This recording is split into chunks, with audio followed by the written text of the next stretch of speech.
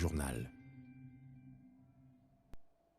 Bonjour et bon début de semaine à vous qui nous rejoignez pour ce nouveau journal de la rédaction en direct sur la télévision nationale congolaise. Un journal que nous démarrons avec un retard en raison de la retransmission en direct du fleuve Congo, hôtel de la cérémonie des commémorations de la Journée mondiale de la liberté de la presse célébrée officiellement chaque 3 mai. Les journalistes congolais face au défi de l'intelligence artificielle, information et désinformation en temps de guerre d'agression rwandaise. C'est sous ce thème qu'a été célébrée la Journée mondiale de la liberté de la presse aujourd'hui à Kinshasa sous la présidence du chef de l'État Félix-Antoine Tshisekedi Tshilombo. Une occasion de reconnaître le mérite des professionnels des médias dans l'exercice de leur métier. Nous y reviendrons avec force et détails au cours de nos prochaines éditions. Madame, Messieurs, ravi de vous retrouver pour cette édition de la mi-journée dont voici les titres. Les érosions qui ont failli couper Kinshasa à la province du Congo central viennent d'être maîtrisées. Le génie de l'Agence congolaise des grands travaux a réussi à maîtriser cette tête d'érosion à la sortie de Kinshasa au niveau de Kassangoulou. Les détails dans un instant.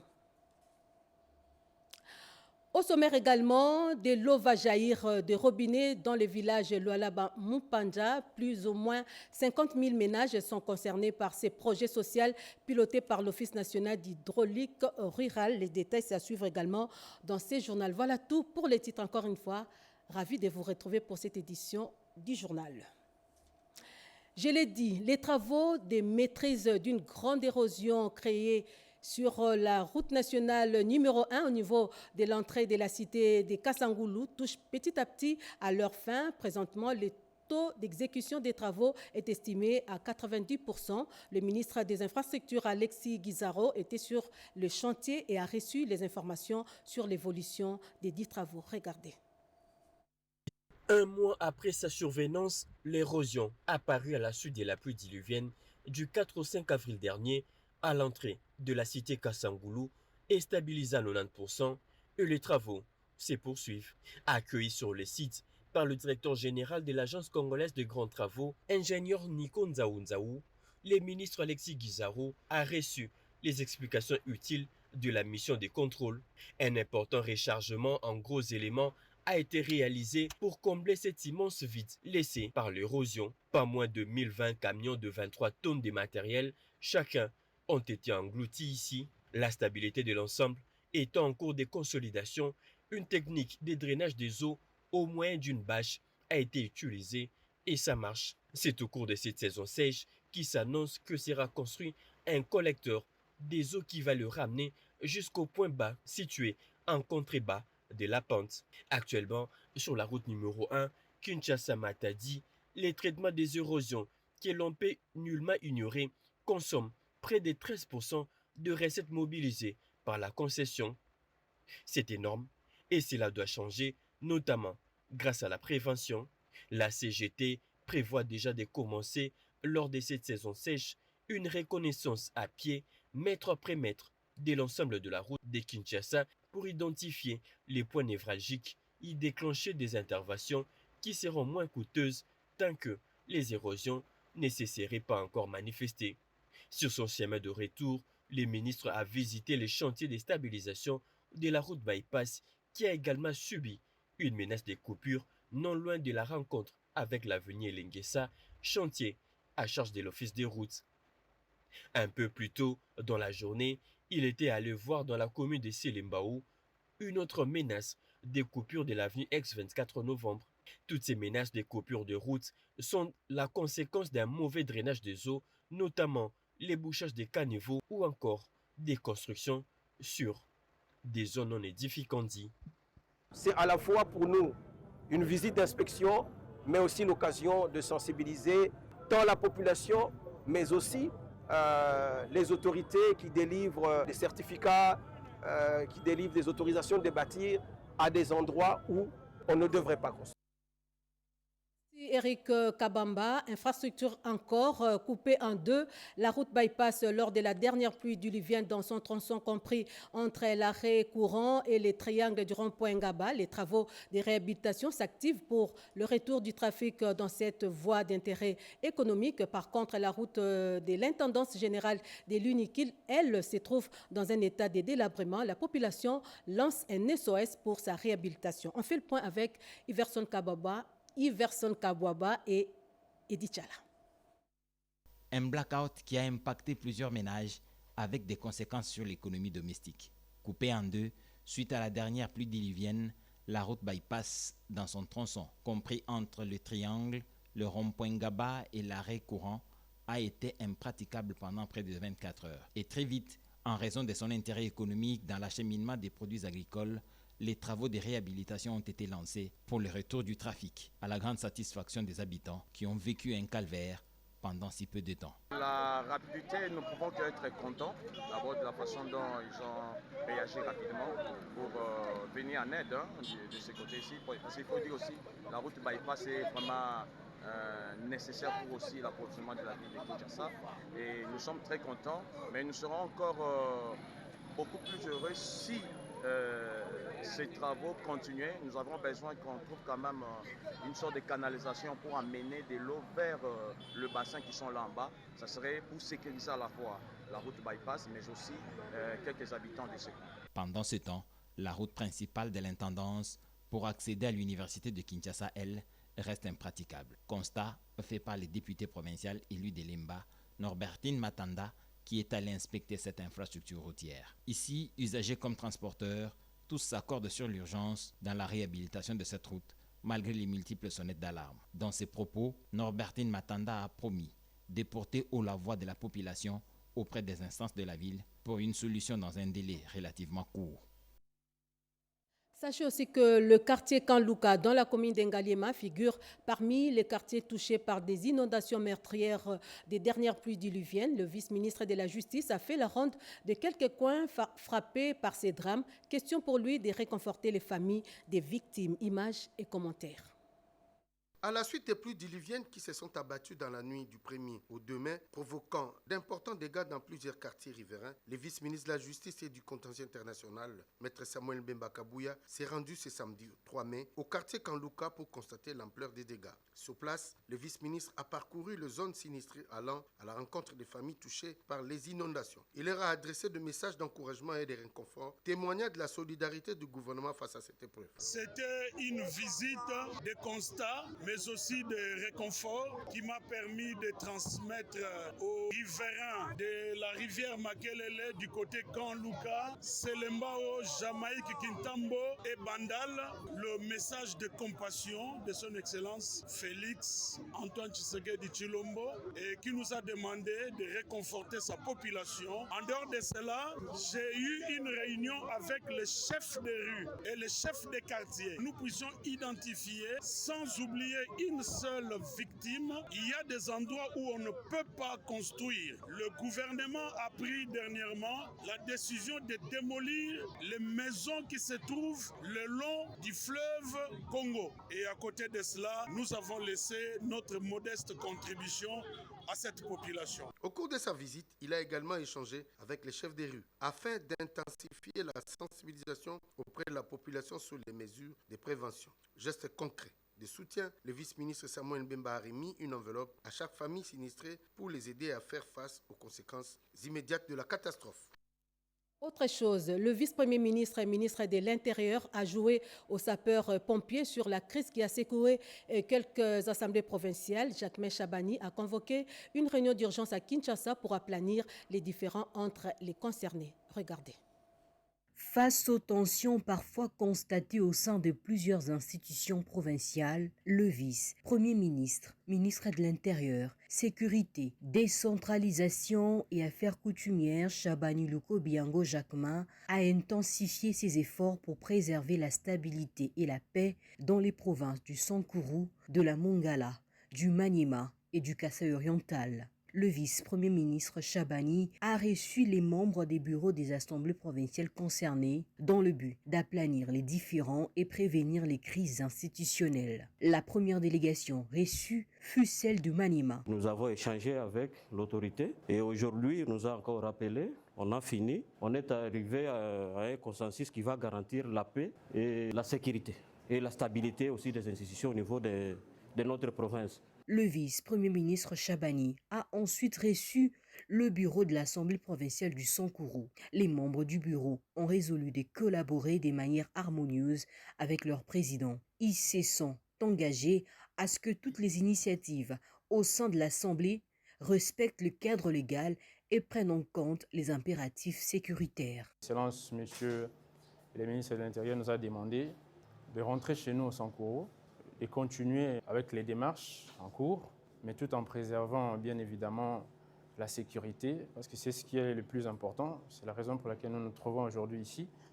Mais notre entretien n'empiète pas ce qui se passe au niveau de l'Assemblée. Dans le même esprit, les représentants des provinces de la Mongala et du Kasaï oriental ont été sensibilisés par le vice-premier ministre Chabani à l'importance cruciale de la stabilité institutionnelle. Le vice-premier ministre et le ministre de l'Intérieur nous a prodigué des sages conseils tenant compte de la situation sécuritaire du pays. Nous avions été conseillés de mettre un peu de l'eau sur nos verres et le président aussi a été utilement conseillé. Tout cela pour chercher la sécurité de notre pays que prend le chef de l'État. Cette initiative du vice-premier ministre Chabani s'inscrit dans une mission claire confiée par le président de la République, Félix-Antoine Tshisekedi, soucieux de garantir l'équilibre institutionnel à l'échelle nationale. Ce travail intervient dans un contexte sécuritaire particulièrement tendu, notamment en raison de l'agression rwandaise dans la partie orientale du pays.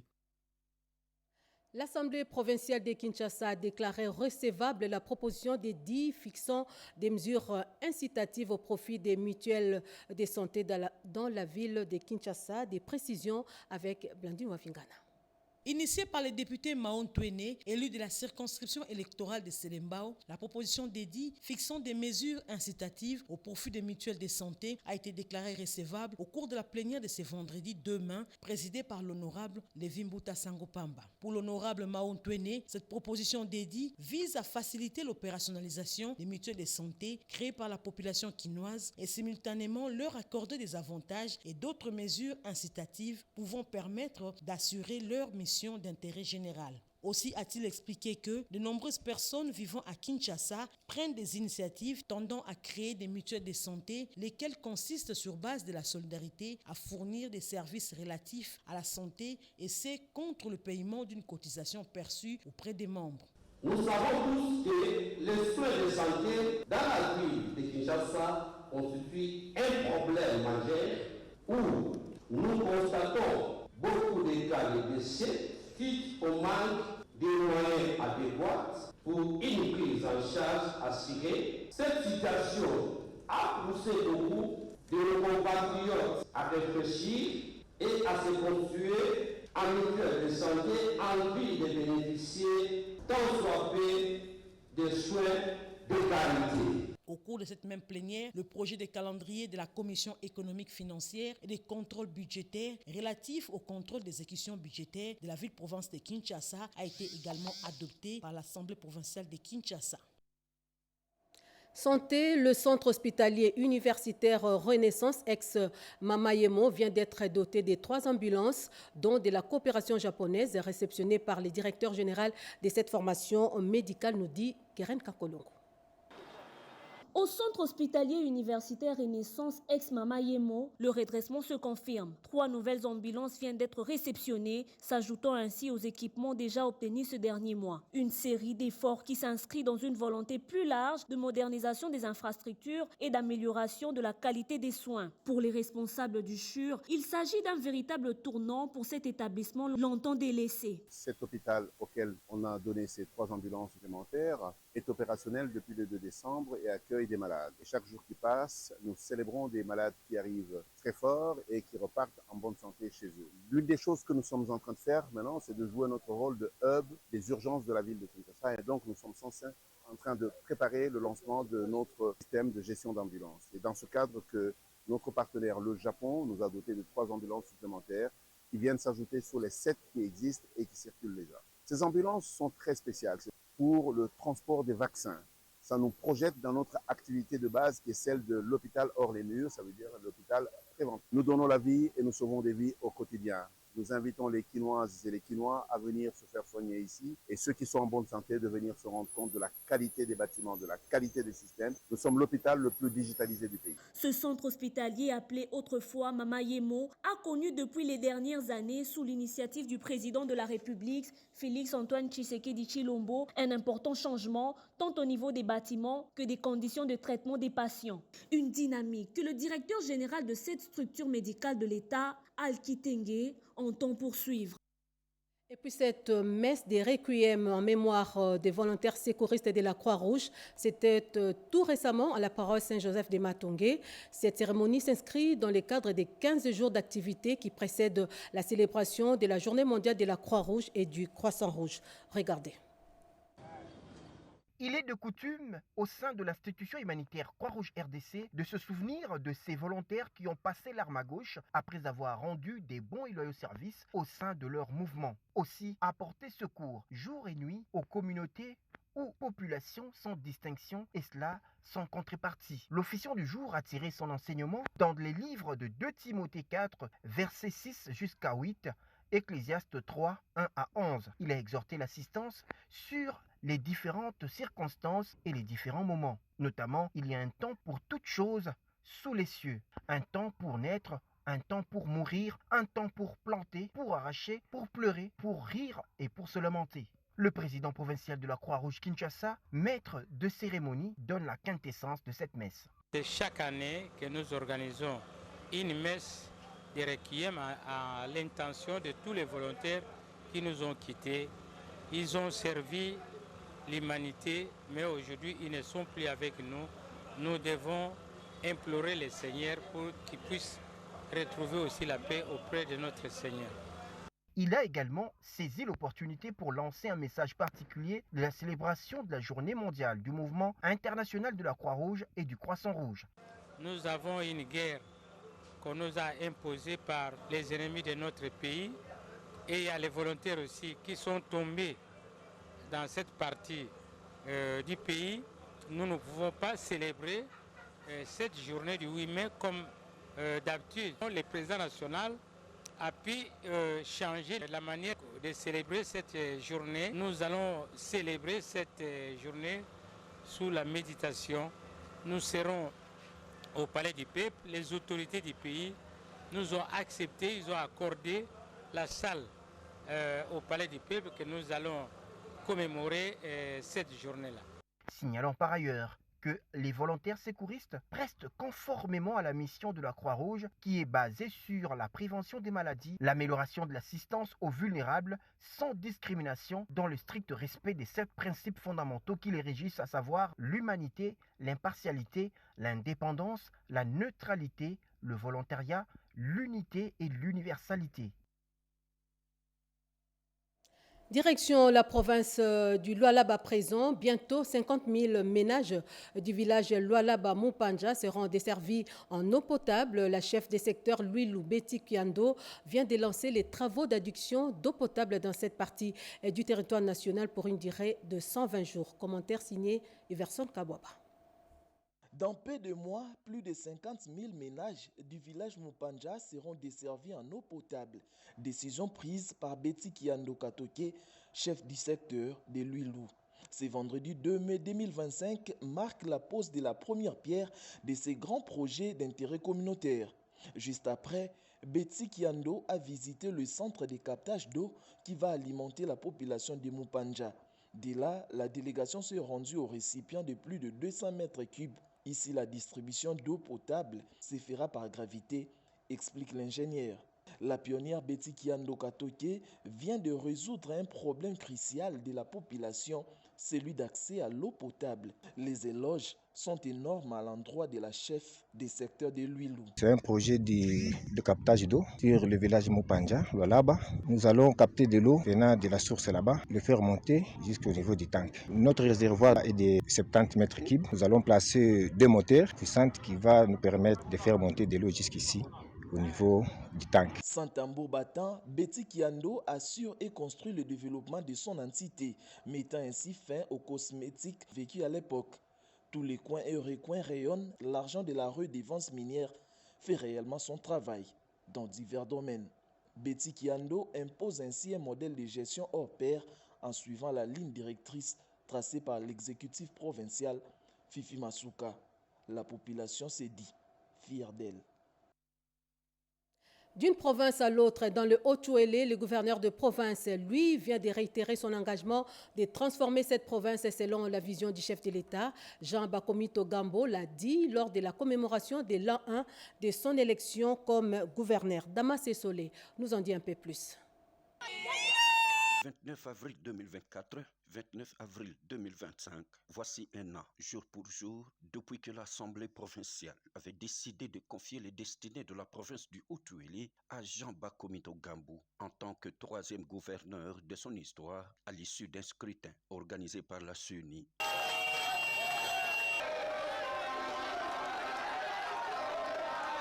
La soirée commémorative de cette date se déroule sous la pelouse de l'espace civilo-militaire d'Issiro en présence de son colistier, le vice-gouverneur Christophe Daramatata, du président de l'Assemblée provinciale, honorable Justin Zamba, de ministres provinciaux, de plusieurs notabilités et sous le regard enthousiaste d'une foule d'anonymes. Dans sa prise de parole, le chef de l'exécutif provincial réaffirme sa détermination d'épouser des actions de développement durable dans tous les secteurs, selon la vision politique de son mentor, Félix-Antoine Tshisekedi Tshilombo. À l'occasion, le moine Nzambe, comme on l'appelle affectueusement, exprime toute sa gratitude à tous ceux qui ont concouru à son élection le 29 avril 2024. Merci, président de la République, chef de l'État, qui nous a fait confiance dans le cadre de notre famille politique, l'Union sacrée, en acceptant que nous puissions concourir à ces élections et à être élus. Mon vice-gouverneur, l'honorable Dara Matata, qui est là, et moi-même, notre ticket soit élu, soit choisi par les députés provinciaux. Merci aux députés provinciaux. Notre gratitude va aussi à la population du Haut-Touélé. Remerciement à notre famille politique, l'Union sacrée. Cette soirée s'est terminée par un rafraîchissement et un repas partage à la grande satisfaction de tous. On reste dans le Haut-Touélé, mobiliser la population du territoire des Rungu à un élan de compassion envers nos compatriotes de l'Est, mais également pour lancer les travaux de construction d'une école primaire. C'est l'objectif de la descente de l'honorable Jacques Sagwa, député provincial du Haut-Touélé, dans les territoires des Rungu. On fait le point avec Nathalie Mboula. L'honorable Jacques Sangba Nekingbo, député provincial et rapporteur adjoint de l'Assemblée provinciale du Haut-Touélé, a été le week-end dernier, comme d'habitude d'ailleurs, dans ce fief électoral du territoire de Rungu, situé à près de 60 km d'Issiro sur la route provinciale 426. En la paroisse catholique Sacré-Cœur de Jésus de Rungu Centre, Jacques Sangba a sensibilisé sa base sur l'élan de compassion envers nos frères et sœurs pris en otage par la rébellion à l'Est et sur le soutien à apporter au chef de l'État avant d'inviter le jeune à participer à la défense de la mère patrie. jeune nyonso oyo amonika okozala capable kopesa kombo territoire ya Lungu aussi ezala représenter. Profitant de cette occasion, en guise de remerciement à ses électeurs, le rapporteur adjoint de l'organe délibérant provincial a offert à la paroisse un kit complet des instruments musicaux modernes à la grande satisfaction du Kiri. Honorable, merci. En tant qu'acteur du développement et en collaboration avec la fondation qui porte son nom, l'honorable Jacques Sangba a lancé les travaux de construction de l'école primaire au groupement MAPA dans la chefferie à Zanga. Enfin, il a bouclé sa descente dans son terroir par l'organisation de 2 matchs de gala opposant des équipes vétérans d'Issiro à celles de Rungu, une activité récréative et de renforcement des liens qui se déroule en présence du gouverneur Jean Bakomito Gambo de passage vers le territoire de Nyangara voisin. Et dans le Nord Kivu, plus précisément dans la ville de Butembo, 19 ex-combattants du mouvement d'action populaire Maï Maï seront démobilisés pour leur réinsertion et réintégration dans la communauté. Ils ont été présentés à l'antenne du PDDRCS Butembo, nous dit Peggy Mukunda.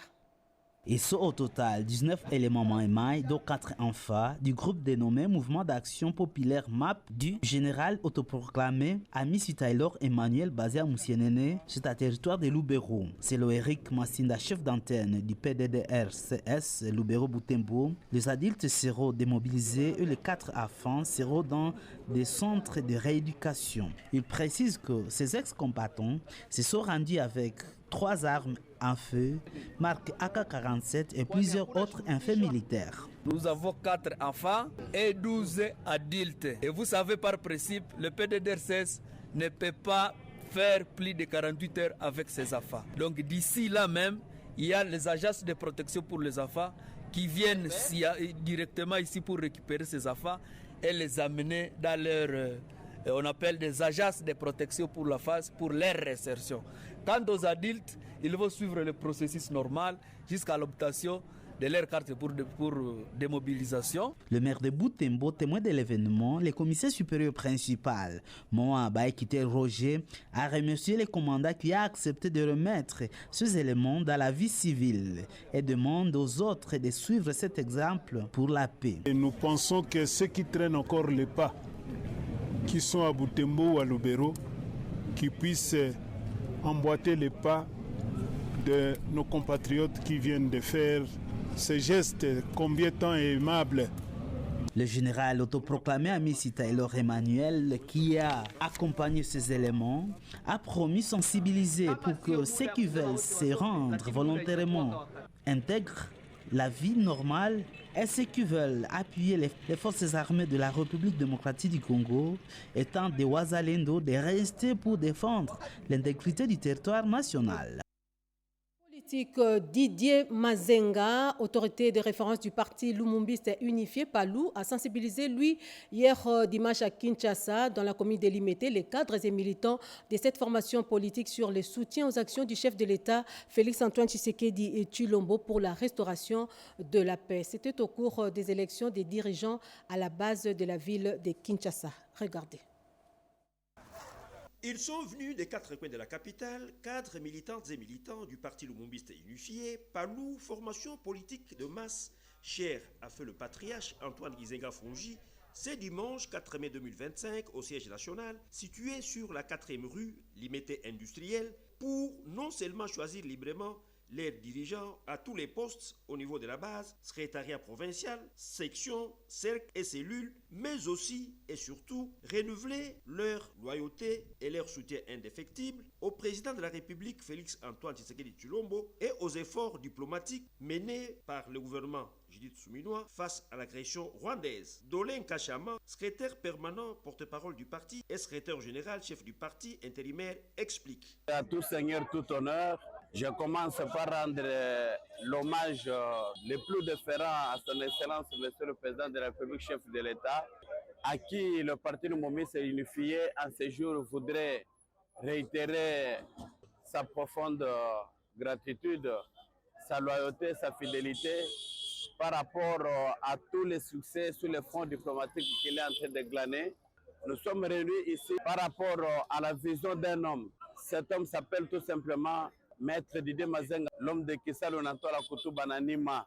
Depuis très longtemps, nous avons perdu les valeurs. Nous avons perdu nos meilleures habitudes de pouvoir nommer des chefs d'organes de base en lieu et place de les organiser en termes électoraux. Aujourd'hui, le chef du parti, l'autorité de référence, a préféré que nous revenions à nos valeurs traditionnelles et transcendantales qui ont toujours caractérisé le parti Lumumbiste unifié. Sur son chemin de retour, venant de la cité de Bouma, Maître Didier Mazenga Mukanzu, ministre de l'intégration régionale et autorité de référence du PALU, a effectué une brève escale surprise à la permanence du PALU où il s'est rendu personnellement compte du bon déroulement de ces scrutins organisés de manière transparente et démocratique pour la toute première fois de l'histoire de ce parti. Question de rompre avec la vieille pratique des nominations par la haute hiérarchie du parti, des prosèques et autres chefs de section et de cellules.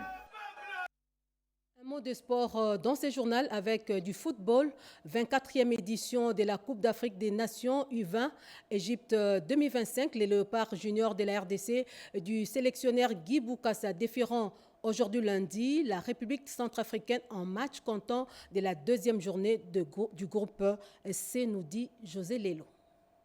En pleine confiance, depuis leur victoire début à 0 devant la Tunisie lors du stage des Tunises, Ferdinand Moukandila et ses partenaires ont infligé un véritable défi physique aux Ghanéens en respectant les principes de jeu de Guy Boukassa. Pressing haut, défense collective, efficacité offensive avec un travail qui débouche des ailes. Résultat, les Léopards juniors ouvrent le score dès la 16e minute de jeu. Messi Moubundu de l'AC Amiens en France fait parler son génie en déposant un ballon subtil sur la tête de Samuel Tanda de Sampdoria en Italie, immense dans sa finition.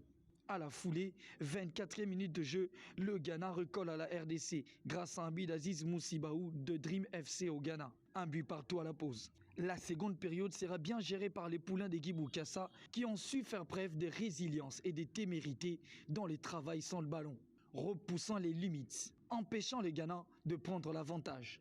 En un rien, près de 12 tentatives du Ghana. Rien ne changera au coup de sifflet final. Un but partout. Un point important glané car dans l'autre rencontre du groupe C, Sénégal et République centrafricaine se sont quittés dos à dos, un but partout. Prochain match des Léopards U20, lundi 5 mai à 16h de Kinshasa face à la République centrafricaine. Place à la revue de presse à présent dans une sélection et commentaires de Jean-Pierre Ndolo Demassou.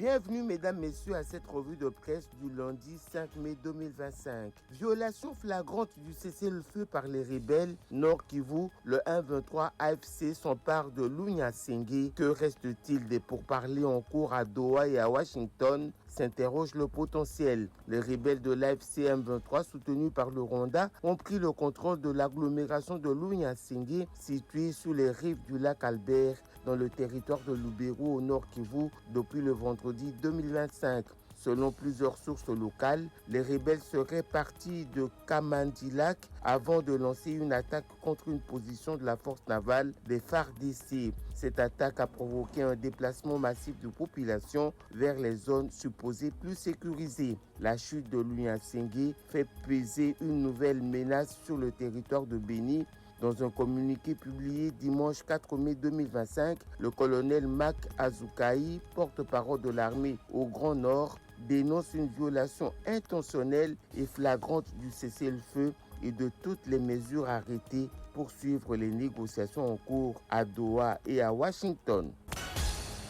Comme si l'invasion militaire ne suffit plus, les terroristes rwandais inonderaient maintenant la RD Congo de fausses monnaies, alerte la référence plus. Dans l'est de la RDC occupée par le RDF 1-23, une nouvelle arme silencieuse émerge.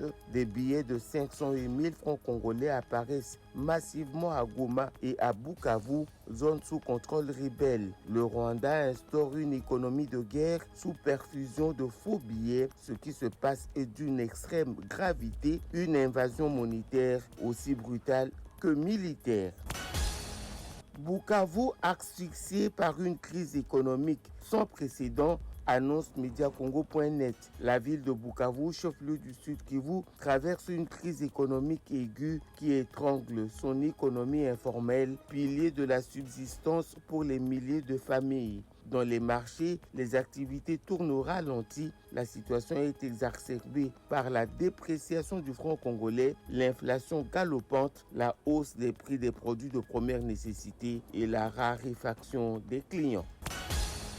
Acculé par d'inédites sanctions internationales, Kagame capitule, constate le maximum. Dans le cas de l'accord rwando-congolais en gestation à Washington, la capitulation de Paul Kagame ne fait l'objet d'aucun doute. Elle intervient en l'absence de renégats congolais du 1-23 AFC qui lui servent de supplétifs et reste wanted en RDC, dans l'Union européenne et aux États-Unis, car personne n'entend laisser impunis les nombreux crimes de guerre et contre l'humanité qu'ils ont commis au nord et au sud Kivu.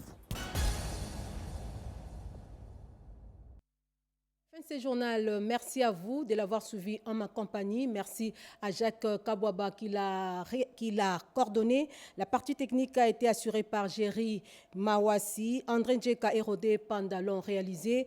Gauthier Kiassi et Blandine Mangwaou ont concouru à sa rédaction en leur nom.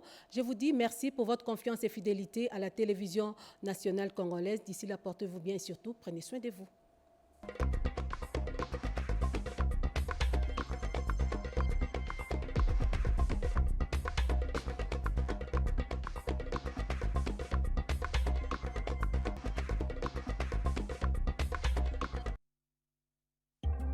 À l'ère du numérique, la communication demeure encore au centre de la vie. La radio-télévision nationale congolaise reste le vecteur de l'unité nationale. Les informations sur l'actualité de la République démocratique du Congo, d'Afrique et du monde, la culture, le sport, mais aussi les grands événements en direct sur la radio-télévision nationale congolaise. Les infos de dernière minute sur toute l'étendue du territoire national et partout ailleurs sur tous vos écrans.